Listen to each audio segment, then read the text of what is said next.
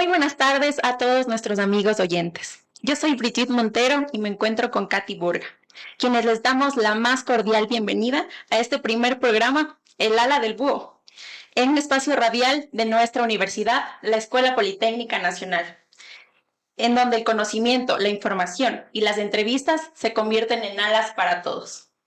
Así es, Brigitte. Estamos muy felices de dar inicio a este primer programa, a un espacio pensado para toda la comunidad, para docentes, estudiantes, egresados, administrativos y todas las personas que nos escuchan desde diferentes partes del país. Cada semana estaremos trayendo invitados especiales, temas académicos, institucionales, culturales, deportivos, que nos conectan con la esencia de nuestra universidad. Bueno, y con esta introducción queremos presentar a nuestra primera invitada el día de hoy en el Ala del Búho, la doctora Valentina Ramos, vicerrectora de docencia de la Escuela Politécnica Nacional. Bienvenida, doctora. Hola chicas y gracias por invitarme. Cuando me dijeron que iban a retomar todo este tema de radio cuántica y el segmento del Ala del Búho, pues yo dije yo tengo que estar ahí. Y también les dije, pregunten lo que ustedes necesiten saber, porque al final del día es para que los estudiantes conozcan. Gracias. Bueno, queremos conocerla un poco más y creo que todos queremos conocerla más. Así que vamos a empezar. Al ser el primer programa, bueno, pues podría contarnos en dónde nació y cómo fueron sus primeros pasos en el mundo de la educación. Por supuesto. A ver, te cuento que siempre que la gente me escucha no saben identificar muy bien el acento. Yo nací en Cuba, yo soy cubana, y cuando tenía cerca de 25, 26 años me fui a Portugal a hacer el doctorado, viví 8 años en Portugal, entonces también soy portuguesa, y en 2014 vine para acá, para Ecuador, a la Escuela Politécnica Nacional. Y lo interesante es que, claro, desde que me gradúo, mi formación es en psicología organizacional. La psicología organizacional tiene que ver con cómo apoyar a las empresas, a las organizaciones, a las personas que trabajan en las organizaciones. Pero ya yo daba clases desde antes, o sea, yo trabajaba, pero también era docente. Y una de las cosas que sucede cuando uno se va a estudiar el doctorado es que también la formación se vuelve muy académica.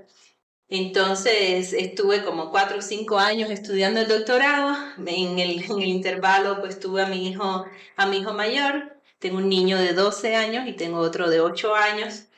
Voy a ser mamá vieja, voy a ser de las que van a tener que trabajar hasta los 80. Hasta la familia. Y lo interesante es que, claro, cuando uno se dedica a la vida académica por tanto tiempo, luego también la mejor oportunidad para trabajar es en la vida académica, y estando en Portugal me enteré que iban a abrir concursos. Yo busqué en internet mejor universidad del Ecuador en Quito, salió Escuela Politécnica Nacional y dije me voy a postular a la Escuela Politécnica Nacional, y vine y gané el concurso y estoy aquí desde el año 2014. Claro, es muy interesante lo que nos menciona y además queremos saber, o sea, ya sabemos que su formación ha sido bastante sólida, por lo cual, ¿cuál sería el motivo qué le motivó a escoger esta carrera, la que nos menciona? Ah, lo que pasa es que todo el mundo que estudia psicología yo creo que tiene algún trauma, algún trauma por detrás, ¿no? O sea, no conozco un psicólogo que haya comenzado a estudiar psicología por un tema de vocación. También está la vocación de querer ayudar a los demás. Pero yo como a la mitad de la carrera me di cuenta que lo que yo quería era trabajar en empresas, trabajar en organizaciones. Mis padres trabajaban en el área de la consultoría y me llamó mucho la atención, ¿no? Y dije, bueno, psicólogo, siempre vas a ser psicólogo, siempre va a haber gente que va a pensar que le lees la mente, cosa que no es verdad. Voy a aprovechar para aclarar el mito, es mito urbano, yo no le leo la mente a nadie, pero sí te enseñan bastante, ¿no? A comprender por qué la gente hace lo que hace. Entonces, ¿cómo caí en la Escuela Politécnica Nacional? Que yo creo que es el tema interesante. Bueno, porque claro, cuando abren las plazas, las abren a la Facultad de Ciencias Administrativas, y uno de los elementos claves es entender el comportamiento organizacional, se llama. Entonces, por eso vine a la Facultad de Ciencias Administrativas y lo que doy clases es de comportamiento organizacional. Muy bien, y detrás de toda esa historia que nos cuenta, ¿hay algún mentor o alguna persona que haya sido clave para que usted haya, bueno, pues, seguido la carrera o la docencia, ¿no? Em, yo me recuerdo cuando me hicieron el proceso de admisión a la universidad. A mí me preguntaron por qué quería estudiar la carrera. No les voy a dar la respuesta que ustedes, ustedes esperan. A mí a esa altura me gustaba leer libros de Sherlock Holmes. Me gustaban los libros de detectives, me gustaban los libros donde tú coges como pistas de ciertas cosas y luego llegas a la conclusión y tú dices, ¡vaya el asesino! Entonces, y lo primero que me hacen cuando yo me presento al examen de admisión son unos test psicométricos, y los test psicométricos eran exámenes de razonamiento. De hecho, yo estudié matemáticas cuando estaba en el bachillerato. Yo estaba en un bachillerato que era de ciencias exactas. Era para niños en esa altura, de alto rendimiento, y yo estaba en un grupo de matemáticas. Yo estudié matemáticas durante 3 años del bachillerato, esa fue mi especialidad, pero en lo que yo era buena en matemáticas era en lógica. Y claro, me voy al examen de admisión y me preguntan, y era todo lógica, era pura lógica. Yo decía, pero es que esto es lo que yo quiero, o sea, yo quiero llegar a conclusiones y no. Exactamente. Y entonces, claro, en este mentor, yo creo que poco a poco fui identificando mis gustos, ¿no? Y claro, al momento en que yo llego al examen, me colocan frente a estos exámenes de razonamiento matemático y todo lo demás. Yo dije, no, esto es lo que yo quiero dedicarme. Yo quiero razonamiento y lógica, y es lo que yo estaba trabajando, de hecho. Sí. Es bastante importante lo que nos menciona sobre cómo empieza su carrera, cómo es la Claro. matemática, cómo ha influido en su vida. Además de su formación profesional, ¿usted qué valores considera que la han guiado a lo largo de toda su vida? Yo creo, hay uno en particular que yo creo que es muy importante, que es la coherencia, ¿ya? ¿No? Yo creo en ser coherente. Yo creo que si tú eres una persona que tú dices que eres religiosa, tú te tienes que comportar de acuerdo con los principios de la religión que tú profesas. Entonces, yo creo que si tú dices, yo voy a comportarme de esta forma, esta es la forma en la que tú tienes que seguir. Yo no estoy diciendo que seas buena o mala persona. Yo lo que digo es que tú tienes que ser coherente. Tienes que ser coherente en la vida, tienes que ser coherente con tu pareja. Una de las cosas que yo muchas veces hablaba con mis estudiantes, ¿no? Es el tema de los cachos, ¿ya? Es bueno, es malo, es regular, o sea, tienes unas parejas abiertas, parejas cerradas. Yo lo que digo es, sé coherente, o sea, si tú no quieres tener una relación amorosa que sea monogámica, ¿ya? Tú quieres tener varias, pero convérsalo con tu pareja, háblalo con tu pareja. Pero primero ya lo saben desde el inicio, o sea, tienes que ser coherente. Si lo que tú quieres es una relación abierta, si lo que tú quieres es experimentar, háblalo con tu pareja y díselo, pero no digas que tú, por un lado, ¿no? Es como, esta es mi pareja, esta es mi novia, esta es mi esposa, este es mi qué sé yo, y luego tienes, ¿no? A las mozas ahí por el otro lado. O sea, sé coherente, y yo creo que ese es un valor importante, ¿no? Yo creo que tú seas capaz, porque además genera confianza. La gente sabe que tú no tienes dos caras, que tú tienes, o sea, que lo que tú dices es lo que es. A veces me frustra o sea, en mi trabajo me frustra porque yo intento ser lo más coherente que puedo y luego me encuentro con obstáculos, ¿no? Sí. Entonces es complicado porque tú dices, yo quiero hacer, yo quiero ayudar, yo quiero apoyar, pero luego la gente te dice, ah, pero no hizo, ya, pero es que hay cosas que no dependen tampoco de mí, pero la voluntad está, ¿no? Pero la coherencia creo que es lo más importante. Ok, la coherencia y buena comunicación, como nos comenta. Bueno, a lo largo de su trayectoria ha ocupado diversos cargos, ¿no? ¿Podría compartirnos algunos de los proyectos o logros que más la han marcado profesional? Como profesional, yo me recuerdo que hace algunos años atrás, yo decía, yo creo que yo he llegado a un momento en mi vida donde creo que he conseguido lo que he querido hacer. Y les estoy hablando hace unos añitos atrás. Pero eso no significa que siempre fue así, ojo, ¿ya? Yo me recuerdo, yo tenía nítidamente la noción de que yo decía a los 30 años cómo yo quiero que sea mi vida, ¿ya? Entonces, a los 30 años yo sí soy de las tradicionales. Yo quería casarme, yo sé que ahora la moda no es casarse, respeto las decisiones de cada uno, pero yo quería casarme, yo quería tener hijos, yo quería ya haberme graduado, yo quería ya haber estado trabajando a los 30 años. Ya llegan los 29 años y entro en una crisis existencial muy grande porque no tenía hijos, todavía estaba estudiando, sí me había casado. O sea, yo me casé a los 25 años, ya tengo ya 20 años ya de casada. Entonces, sí, pero también sí que podemos hablar de los matrimonios. Pero a veces también Es un espacio también. pero no ha sido siempre así, pero sí. Sí. Pero en crisis existencial, porque seguía estudiando, estaba estudiando el doctorado ya en esta altura. O sea, para mí aquello fue como crisis porque no estoy donde yo quería estar. Claro. Mi primer hijo yo lo tuve a los 32 y mi segundo hijo a los 36. Y empiezo a trabajar en la Escuela Politécnica Nacional en el 2014. Yo tenía ya por ahí 33, 34 años. Cuando yo llego a la Politécnica, yo tengo que reconocer que ahí comienzo a ver esto que yo siempre quise, ¿no? Yo quería trabajar en una universidad de manera estable, yo quería tener mi hijo, yo quería garantizar un futuro para mi familia y eso me lo dio la Escuela Politécnica Nacional. Pero nunca pensé ser vicerrectora, ojo, ¿no? Entonces, no sé, 8, 10 años atrás yo te hubiese dicho... Es para que tú veas que hay veces que te sorprenden, ¿no? Las decisiones. Pero ese fue para mí un momento importante, llegar a Ecuador, llegar a la Escuela Politécnica Nacional y ver que efectivamente todo por lo que uno se preparó durante muchos años finalmente se concretó. Y ya el ser vicerrectora ya es un plus porque nunca pensé ser vicerrectora, sí. Muy bien. Sí, es una valiosa experiencia lo que nos menciona, sobre todo cómo ha llegado, bueno, las crisis siempre dan, creo que existen varias etapas para las crisis, pero nunca es tarde para seguir adelante.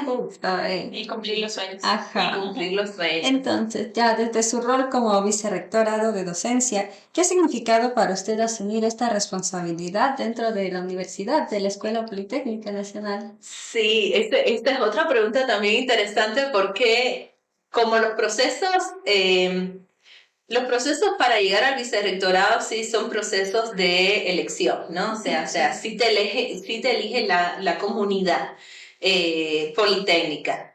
Y en ese sentido uno siempre, lo que yo quería era hacer un cambio. O sea, lo que yo quería, y es que todo el mundo cuando no está en estos puestos y ve las cosas de afuera, todo el mundo piensa que lo puede hacer mejor, ¿no? Todo el mundo piensa, no, esto lo están haciendo mal, eso no se hace. Yo era de ese grupo de personas también, ¿no?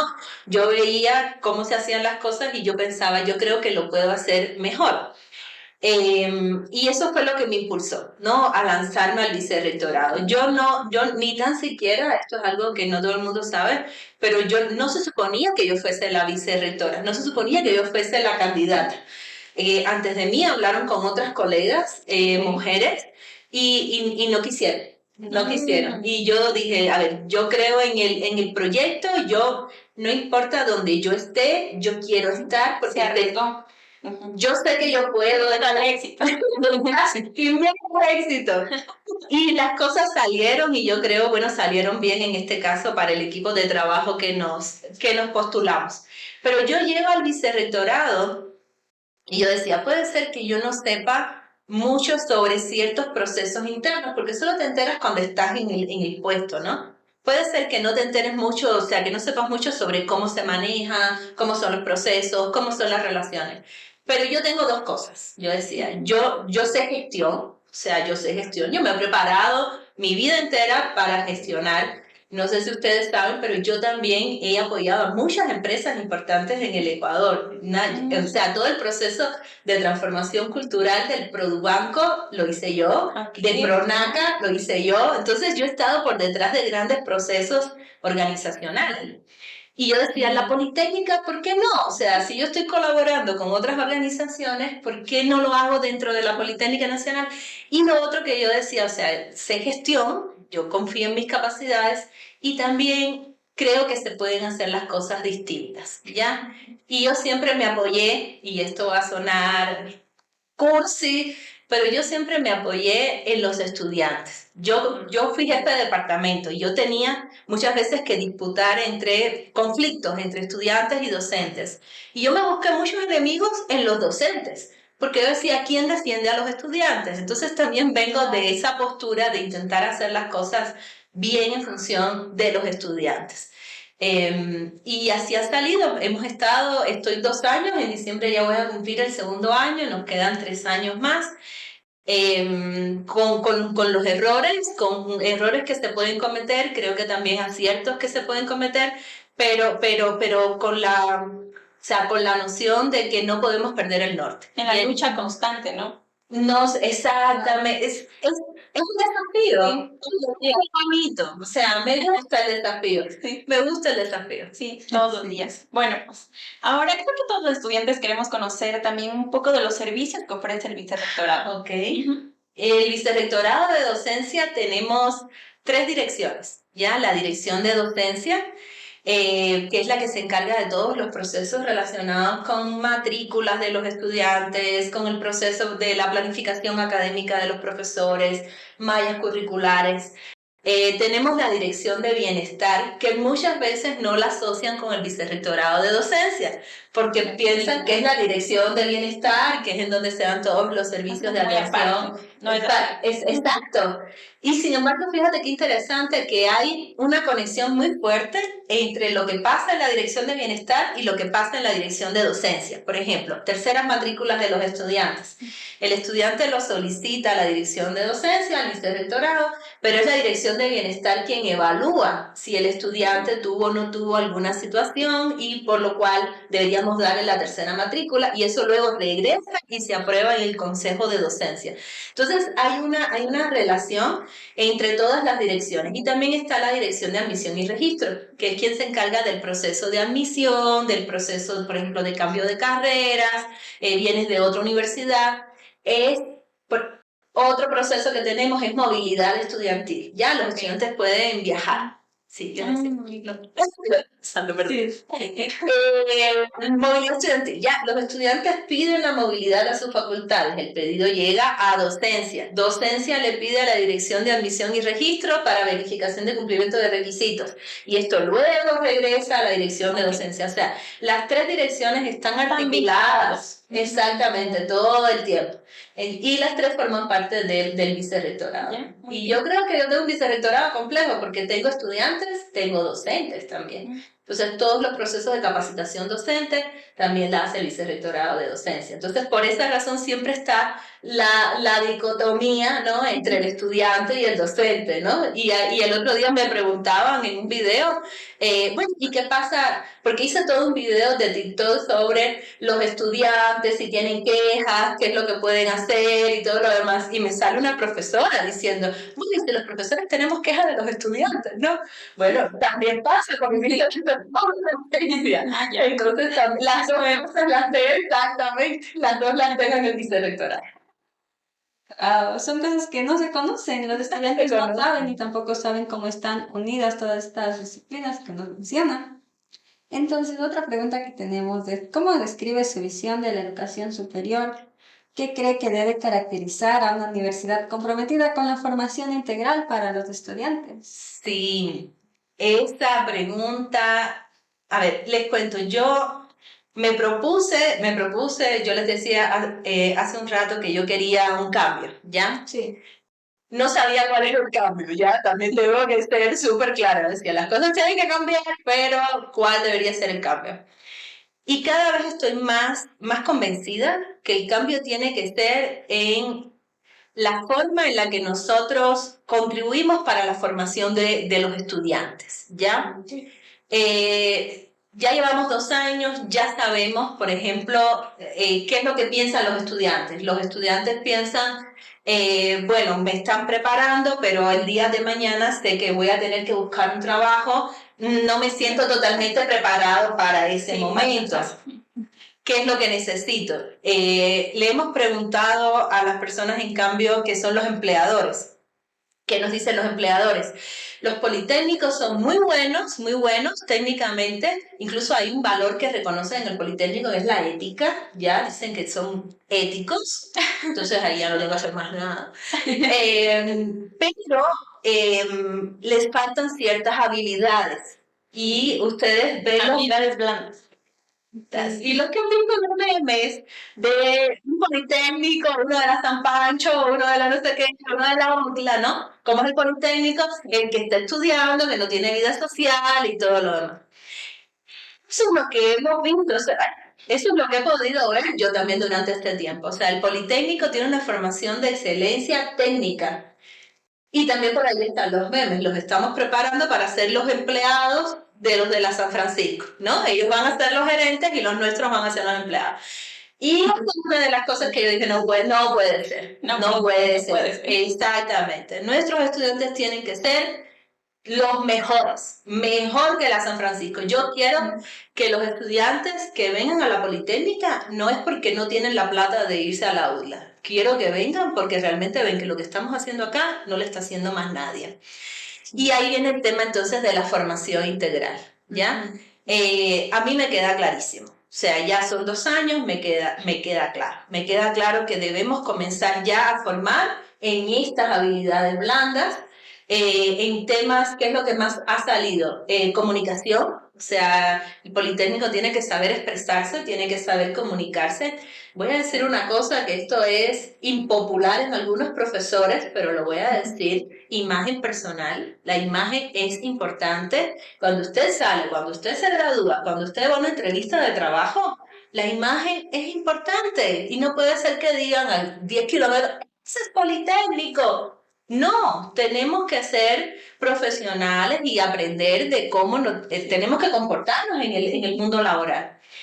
Y esa es una de las cosas que a mí me quedan súper... comunicación, liderazgo, o sea, y no significa que es que ser jefe nomás, no, liderazgo, empoderarte, salir adelante, que no tengas miedo, hablar con la gente, o sea, que las personas quieran ser como tú, eso también es una forma de ser líder. Emprendedor también, creo. Emprendedor, arriesgado, que no tengas miedo de tomar decisiones, que no tengas miedo de, o sea, que seas capaz de resolver problemas, que seas capaz de crear nuevas cosas. Y son de las habilidades que nosotros ya estamos considerando, y yo digo el 2026 es el año de la reforma curricular.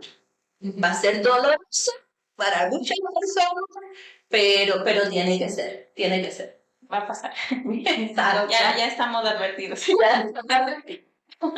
Bueno, finalmente para terminar esta parte, queremos saber cómo se ve usted dentro de 5 años, a pesar de que ya nos comentó un poco de y los caminos de la vida no son como bien verdes, como dice la canción, pero veamos. 5 años. En 5 años, definitivamente contribuyendo a la Escuela Politécnica Nacional. ¿Sabes qué? Esa pregunta me la hizo una vez el rector.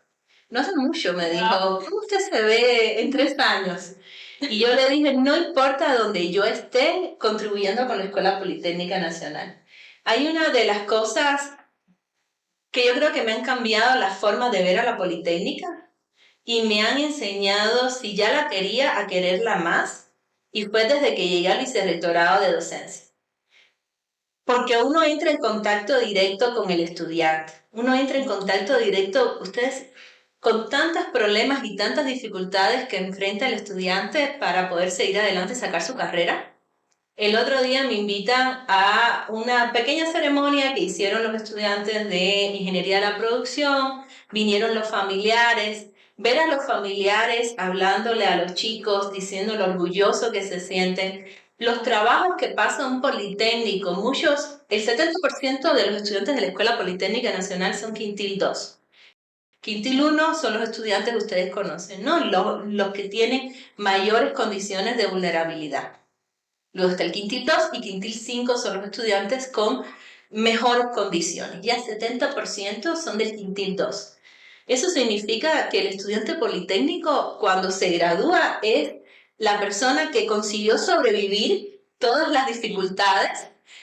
Yo les decía a ellos, son los estudiantes que la Politécnica los cogió, los escupió, los soltó y se levantaron y se repusieron a las dificultades fuertes y resilientes y llegaron hasta el final. Y eso para mí, y eso es algo que yo no había vivido cuando yo era profesora.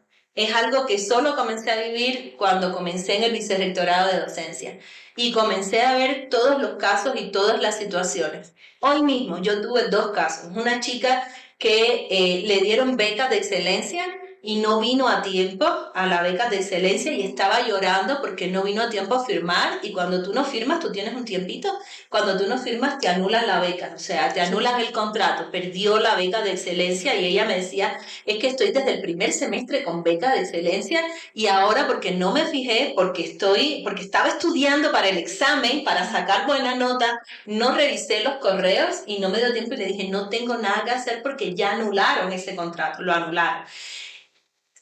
15 minutos más tarde me encuentro con otro estudiante, hoy mismo fue eso, que me decía, ¿sabe qué? Yo perdí tercera matrícula, solicité la tercera, me la negaron, pedí la reedición de la tercera matrícula y me dicen que todavía el Consejo de Docencia no se reúne para aprobación de la tercera matrícula. ¿Qué hago? Porque yo estoy yendo a las clases.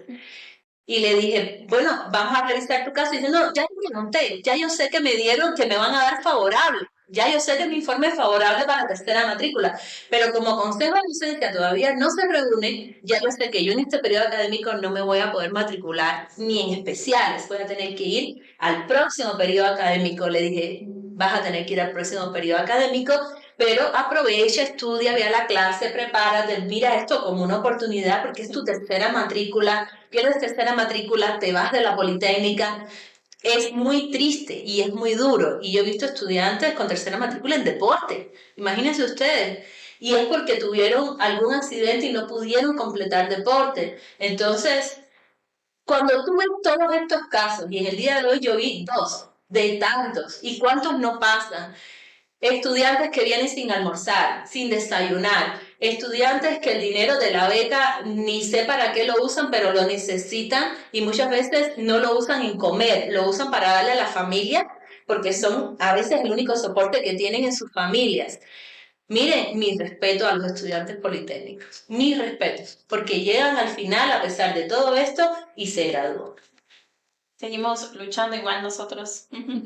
Bueno, qué interesante conocer sobre todo de estos temas y aún falta mucho por conversar. Así que nos vamos a una pausa.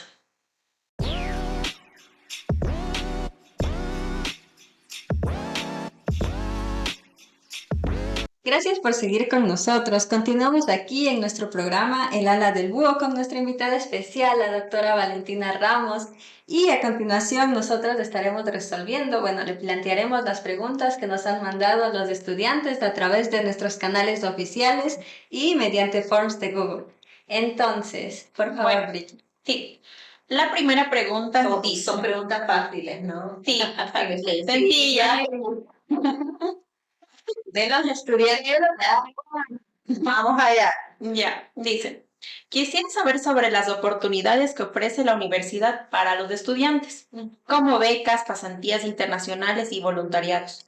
¿Qué tipo de becas existen y cuáles son los requisitos para postular?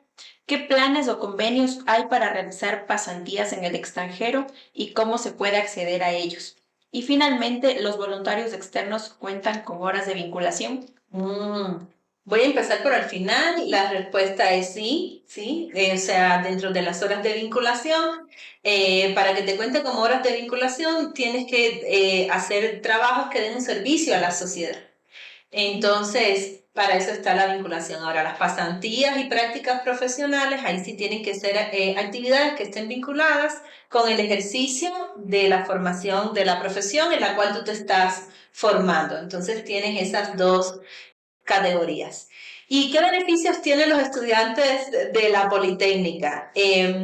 No sé si saben, pero el transporte estudiantil es uno de los beneficios que probablemente la Escuela Politécnica Nacional sea, si no es la única, una de las pocas universidades públicas que cuentan con un transporte gratuito, ¿no? Con servicio gratuito de transporte.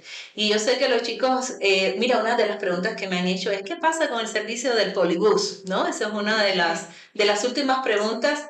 Son servicios que nosotros contratamos para un periodo académico, generalmente para un año, y hay veces que hay un solapamiento entre la finalización del contrato del servicio con el inicio del siguiente.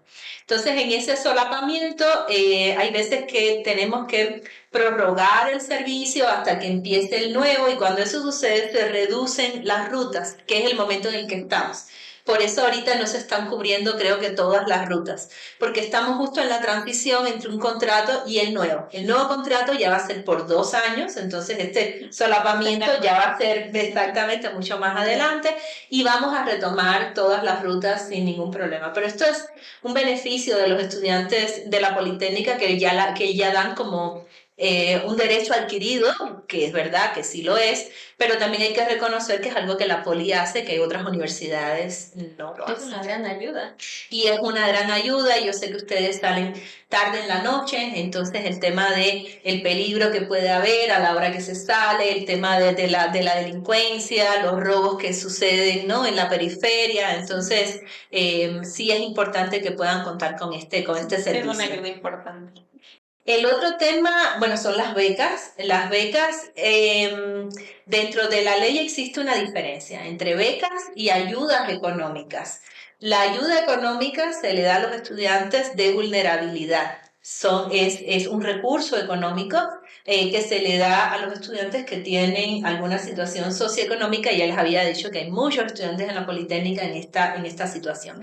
Y las becas, en cambio, te pueden cubrir varios temas, ¿no? Las becas damos por vulnerabilidad, por condición socioeconómica, damos becas de excelencia, que es al 3% de los estudiantes con el mejor IRA. Becas de excelencia y becas al mérito cultural, que antiguamente solo estaban restringidas a los estudiantes de coro y grupo de cámara. Ahora estamos... No, sí.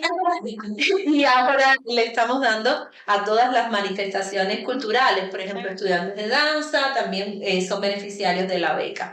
Y cheerleader, también estamos considerando cheerleader como un tipo de manifestación cultural. Hay un tipo de beca que es la beca deportiva. La beca deportiva es un problema. ¿Por qué? Porque no estoy de acuerdo, señores del CEP, con lo que ustedes hacen con las becas de deporte. No está bien. Solo han limitado la beca deportiva a los estudiantes que representan al Ecuador en eventos internacionales. Y nosotros en la Politécnica tenemos muchos equipos de deporte, tenemos fútbol, tenemos, el otro día cogimos premio en fisiculturismo, o sea, también no solo somos inteligentes, somos guapos en la Politécnica. Y cogimos premios, y sin embargo no le puedo dar beca de reconocimiento a estos estudiantes porque no lo contempla así el reglamento superior, ¿no?, la norma superior. Y por tanto, lo que estamos dando es beca cultural, beca de excelencia y beca de vulnerabilidad. Sin embargo, hay una propuesta de reforma del reglamento de becas que se ha quedado parada. Supongo yo que hasta que hayan cambios con relación al Consejo Politécnico, porque ya existen, por ejemplo, las becas a proyectos innovadores. Entonces, eso significa lo que tú hablabas del emprendimiento, ¿no? Eso significa que si hay un estudiante que tiene un emprendimiento o que está postulando o que como parte de la asignatura de emprendimiento tiene un proyecto, puede postular a este tipo de becas. Entonces, eso nos abre la posibilidad a más categorías de becas, y eso es lo que estamos impulsando. Y una de las becas es a la movilidad estudiantil. Entonces, ¿qué es movilidad? No confundir la movilidad cuando te cambias de carrera. Ya eso también se le llama movilidad. Por alguna razón, estoy hablando de internacionalización. Entonces, eso significa que los estudiantes pueden también acceder a becas, a fondos de la Politécnica Nacional, a partir, creo que tienen que tener el 40% de la carrera ya comenzada, ¿no? No es para primeros estudiantes, para los estudiantes de los primeros semestres de carrera. Sin embargo, en la reforma del reglamento, si todo sale bien, crucemos los dedos, estoy eliminando esa restricción. De manera, porque, ¿qué pasó el año pasado? Había un evento que era el Hull Prize, y los estudiantes de primeros semestres ganaron y no pudieron beneficiarse de la beca porque estaban en semestres más bajos, no tenían este porcentaje que es lo que se requiere. Entonces, también en la reforma al reglamento estoy pidiendo que por favor eliminen esa restricción. Creo que es importante, señoras del Consejo Politécnico, ayúdenos a aprobar el reglamento de becas, porque quitamos esa restricción. Y entonces eso significa que los estudiantes pueden acceder a una beca para, o sea, que le cubre pasaje, alojamiento y viáticos, y además el pago de la inscripción en el evento académico. Estamos priorizando a los estudiantes que participan en eventos académicos, en concursos, en congresos. Hemos tenido algunos pedidos de estudiantes, por ejemplo, que van a hacer pasantías, entonces pasantías también les hemos cubierto. Hay un proyecto de la Facultad de Ciencias, próximo año creo que se me van 5 estudiantes a Francia, un semestre completo. Entonces, estamos priorizando para estas categorías como un reconocimiento también a la excelencia académica. Han habido algunas situaciones que nos han pedido, por ejemplo, para hacer, no sé, para irse a Colombia, 20 estudiantes y tal.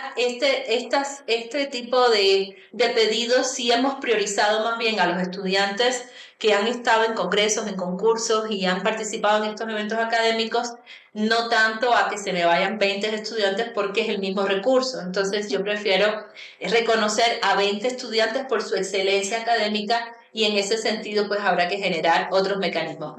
También algo interesante que hace la Politécnica Nacional es que nosotros pagamos todo.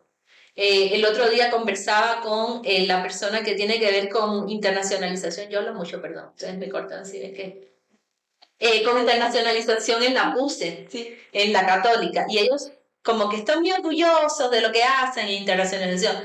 Ellos lo que le dan a los estudiantes es, no sé, $500, $300, o sea, no les cubren lo que le cubre la Escuela Politécnica Nacional a un estudiante politécnico. También es cierto, el chico politécnico no puede pagarse un pasaje o no están todos en las mismas condiciones. Yes. Pero nosotros hacemos cosas que ni las privadas hacen y eso muchas veces no se conoce. Se ve, no se conoce. Así es. Por ahí producción decía una beca también a Radio Cuántica. Beca Radio Cuántica, como son clubes también tienen recursos que pueden utilizar, así que si no saben cómo hacerlo, acérquense al vicerrector.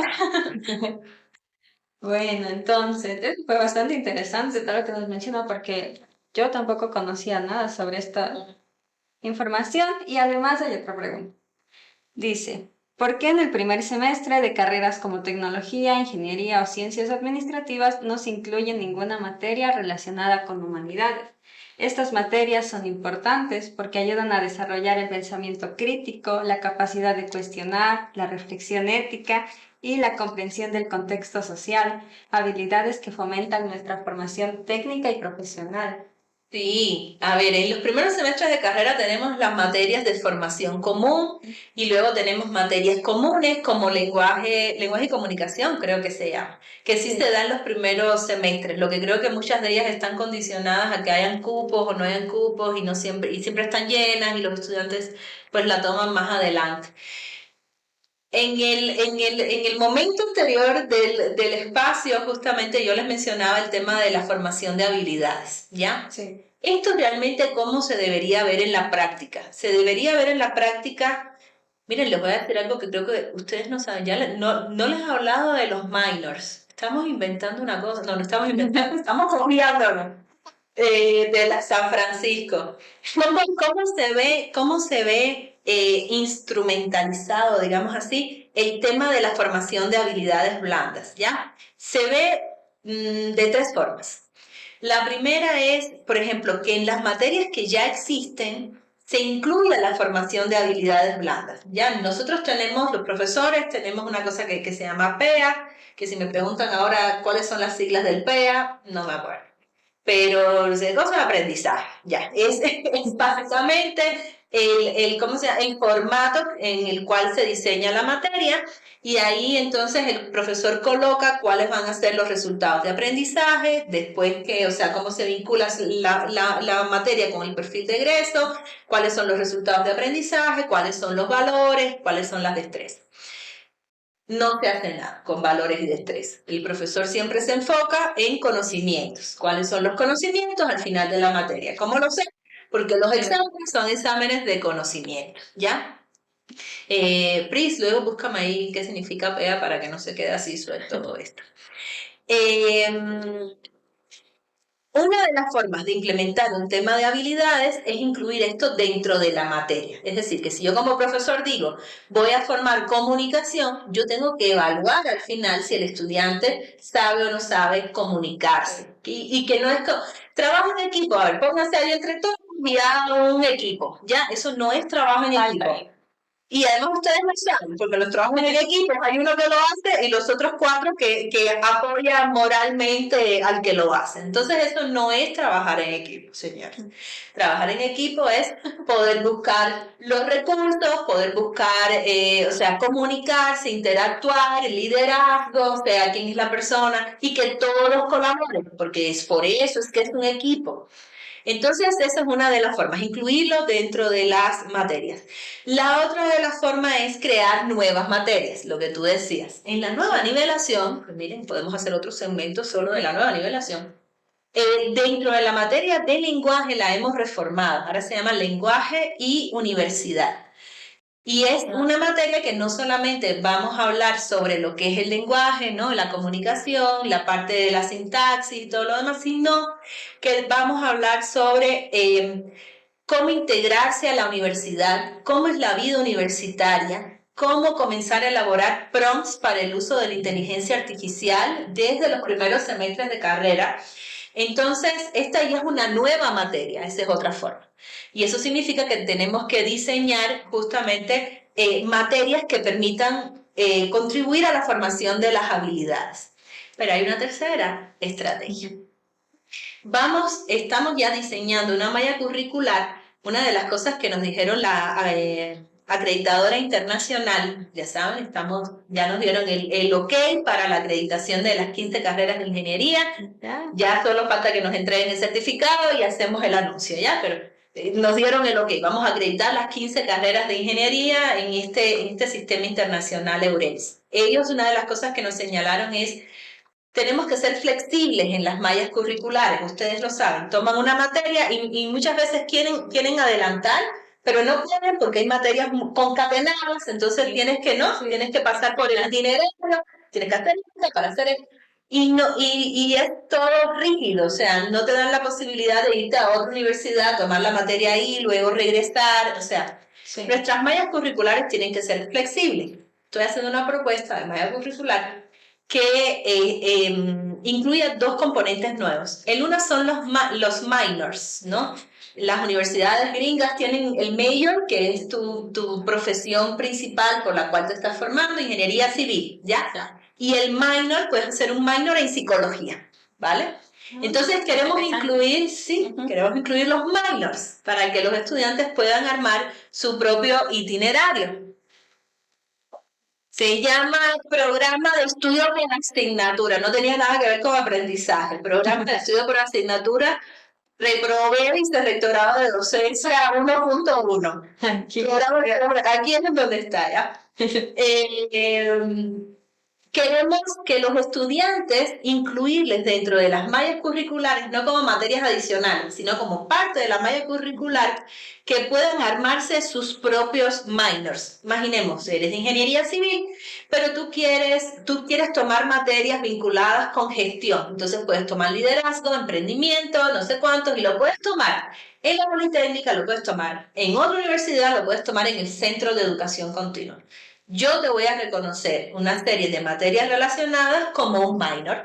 Entonces, no forma parte de tu título académico, porque ese sí no te lo va a reconocer, pero la Politécnica sí te va a dar un certificado. O sea, tú vas a ser ingeniero civil y vas a tener un certificado de un minor en gestión empresarial. Ya. Entonces, eso también lo queremos hacer. Entonces, sí, tienes toda la razón, deberíamos tener más asignaturas y este es el plan. O sea, el plan es identificar cuáles son las habilidades centrales o las transversales que se le llama y cómo podemos hacer varias cosas, no solamente asignaturas, sino varias cosas que contribuyan a esa formación.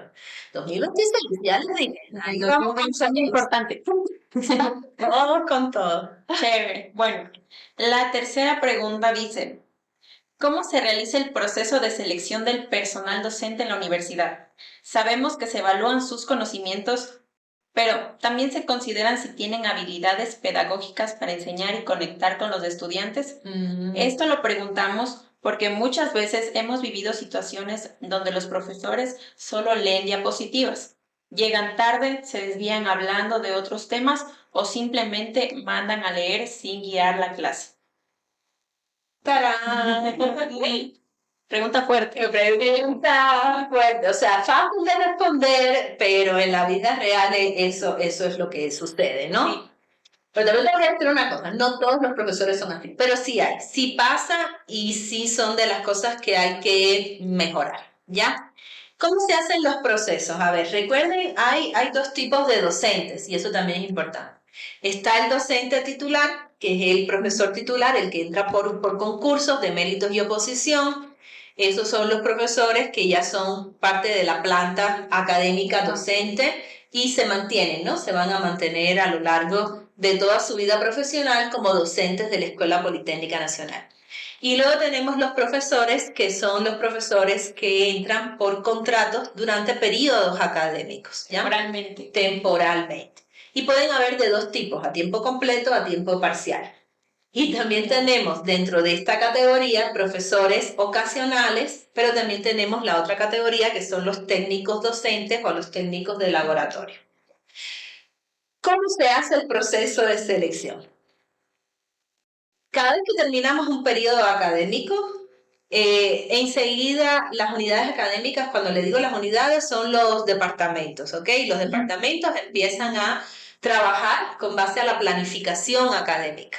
Primero se prioriza la planificación de los profesores titulares, los que son de planta, se le dan las asignaturas, definen sus actividades. Un profesor tiene que hacer 3 tipos de actividades: actividades de docencia, actividades de investigación, vinculación, actividades de gestión.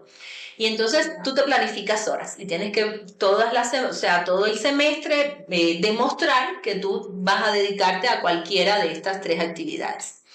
En puestos como el mío, ¿no? Por el del vicerrectorado, el rectorado, decanos, subdecanos, jefes de departamento, la mayor cantidad de horas se dedica a la gestión. En puestos de docentes, la mayor cantidad de horas, en función del perfil del profesor, va o hacia más investigación o hacia más docencia, ¿ok? Cuando ya se cubre estas necesidades, sobre todo las de clases, cuando se termina, dices, bueno, pues necesito profesores, por ejemplo, para dar ciertas materias. ¿Por qué? Porque ya mis docentes titulares ya tienen su carga académica cubierta. Y ahí entonces paso al proceso de contratación. Ya se hace un pedido al vicerrectorado de docencia. Nosotros, ustedes no se imaginan, todos los semestres revisamos la carga académica de todos los docentes, de los 300 que tenemos titulares, más los 300 que tenemos contratados, para verificar que está todo bien, que están las clases, que está todo lo demás. Hay profesores que no están muy contentos conmigo porque les digo que tienen que cubrir las horas de clase, que tienen que cubrir, señores, tienen que cubrir las horas de clase, mínimo las 8 horas de clase. Y si usted es investigador, su jefe de departamento puede tomar decisiones. A lo mejor usted le aumenta las horas de investigación y luego cubre las horas de docencia con otro profesor. Los jefes de departamento hacen ese trabajo. Yo solo reviso y valido que cumplen con la normativa. Ya. Hasta ahí todos bien, todos felices, se cubre la planificación y aún así yo necesito más profesores. Ahí es donde vienen los procesos de selección de nuevos profesores, de nuevos docentes. ¿Quién lo hace? Los departamentos. Los departamentos.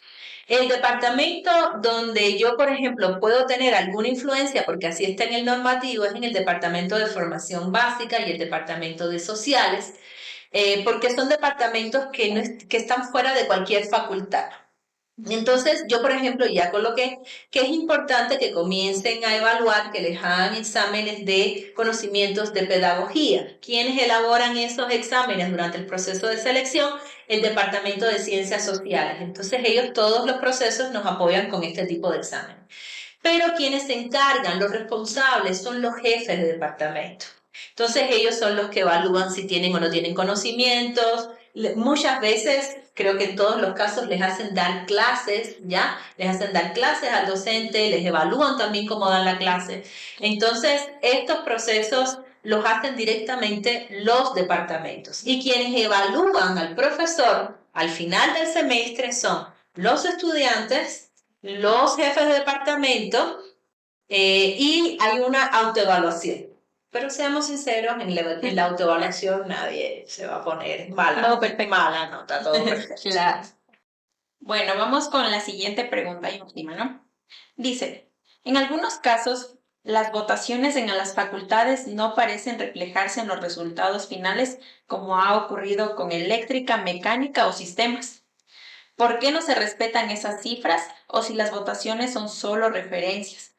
¿Cuál es el verdadero peso de la participación estudiantil? ¿Y qué opina usted sobre esta situación y qué cree que se debería hacer para que la voz de los estudiantes sea tomada en cuenta? Sí, te he escuchado. Justo ayer conversaba con estudiantes, creo que ha habido, no hemos sido muy buenos explicando cómo se dan estos procesos.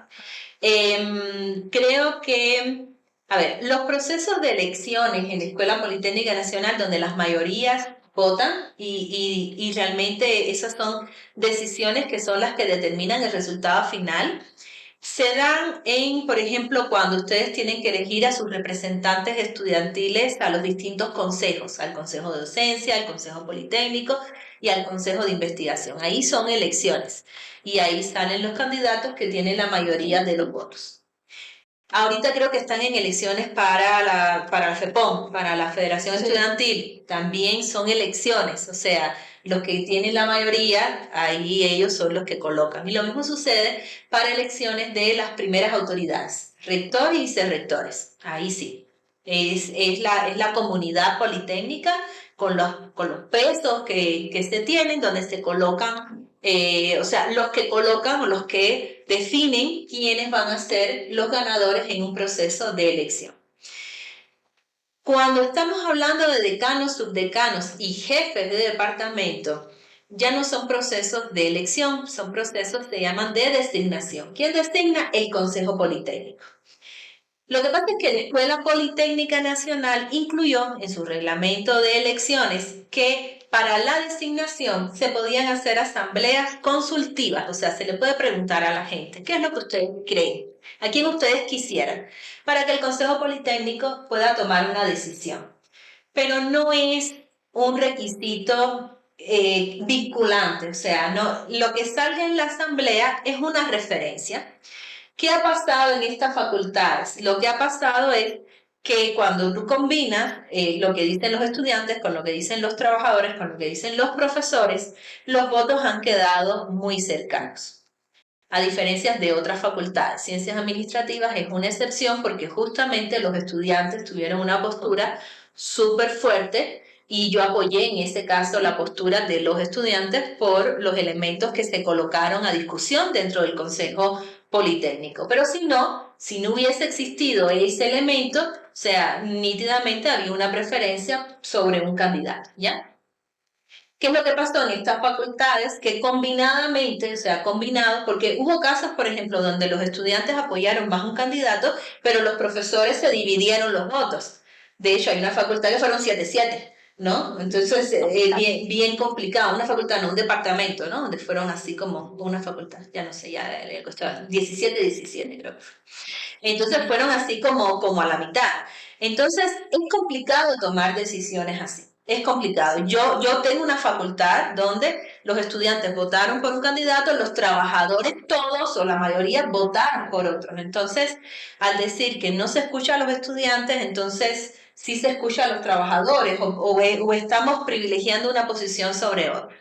Es complicado. Lo que yo digo es que es difícil cuando tú estás en un momento de tomar decisiones, ahí es donde yo hablo de la coherencia. Yo, por ejemplo, al inicio, desde el inicio, cuando me preguntaron cómo yo iba a votar, yo soy miembro del Consejo Politécnico, yo soy uno de los votos, y yo dije, pues yo tengo que votar por el candidato que yo pueda sentir que yo voy a poder conseguir con esta persona poder trabajar. Es difícil, ya, porque uno diría, pero tú tienes que poder trabajar con gente que a lo mejor no piensa igual que tú. Yo puedo trabajar con gente que no piensa igual que yo.